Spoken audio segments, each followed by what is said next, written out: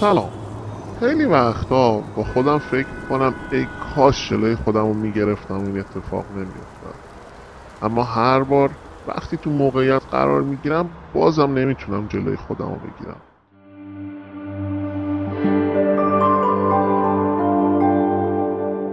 من خیلی زود ازدواج کردم. این ماجرا مال زمانیه که هنوز متأهل بودم. از همون جوونی حوصله رانندگی نداشتم. دفترم توی محدوده ترافیک بود و مجبور بودم صبح زود بزنم بیرون. عصرها هم خیلی وقتا میموندم تا دیر وقت توی دفتر و معمولا حوصله رانندگی نداشتم. بگذریم. اون روز بارون خیلی شدیدی میومد و خیابونا شلوغ بود و من دودل بودم برم یا صبر کنم. بالاخره راه افتادم. همین که میدون هفته تی رو به سمت کریم خان رد کردم توی ترافیک چشمم به یه خانومی افتاد توی ایستگاه اتوبوس. لباسش حسابی خیس شده بود و خیلی کلافه به نظر میرسید. به چشم خیلی دختر خوشگلی اومد. همینجا داشتم نگاه میکردم که نگامون برای چند لحظه به هم گره خورد.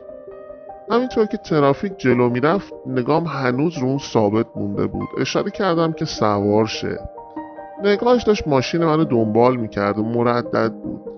نمیدونست بیاد نیاد. تو همین فاصله بهش اشاره کردم که نمیتونم بیام کنار، بیا سوار شد. در رو باز کرد.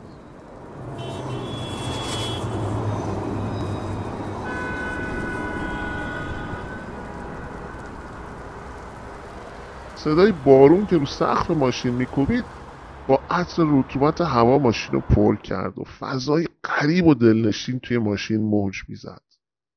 اومد و نشست. گفت ممنون، دیگه نمیتونستم بیشتر صبر کنم.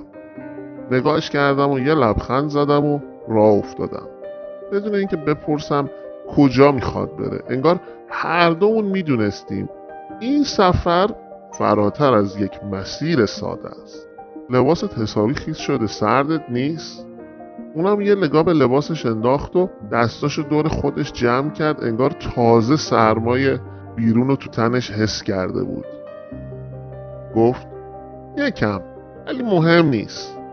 بخاری رو یه خورده زیاد کردم. بوی عطرش با بوی عطر بارون کل فضای ماشین رو پر کرده بود. گفتم اگه بخوای میتونیم یه جایی بریم هم چایی بخوریم هم لباسات خشک بشه. اینطوری ممکنه سرما بخوری یا؟ یه نگاه بهم کرد انگار میخواست جواب بده اما ذهنش هنوز اوکی نبود. یه جورایی دودل بود. سرش رو به پشتی صندلی تکیه داد، یه نفسی کشید و خیلی آروم گفت شاید فکر بعدی نباشه. به جای اینکه برم روی پل کریم خان رفتم زیر پل و چند تا خیابون پایینتر رسیدیم به دفتر من. رفتیم بالا، چراغا رو روشن کردم و اون شالش رو برداشت و یه دستی به موهای نمدارش کشید. اینجا خیلی خلوت و آرومه. منم رفتم سمت آشپزخونه تا آبجوش بذارم. راحت باش، میتونی پالتوتو در بیاری تا خشک بشه. یه مکسی کرد و بعد پالتوی خیسشو در آورد و گذاشت روی صندلی. همین که داشتم آب جوش میذاشتم گفتم راستی اون همینطوریه یا واقعیه؟ چی؟ همونی که تو دستته رو میگم. حلقه رو میگی؟ یهو لحن صحبتش جدی شد. واقعیه. منم گفتم اوه جذاب شد. آقاتون خوشتیپه؟ واقعا الان میخوای راجع به پارتنر من بدونی؟ نه همینجوری دیدم حرف نداریم، گفتم بپرسم. بعد از اینکه آب جوش رو گذاشتم رفتم توی اتاق سشوار آوردم. خندید و گفت اینجا سشوار داری؟ گفتم آره هرچی تو فکر کنی داریم. شروع کرد به خشک کردن موهاش. یه بافتنی یاسی خیلی خوشگل تنش بود. آرومش نزدیک شدم و دستم رو گذاشتم روی شونش و گفتم اوه اینم که خیلی خیسه. لباستو در بیار تا تو موهاتو خوش میکنی و سشوار میکشی من اینو با اتو خوش کنم. با یه اشوه عجیبی گفت نه بابا دیگه چی؟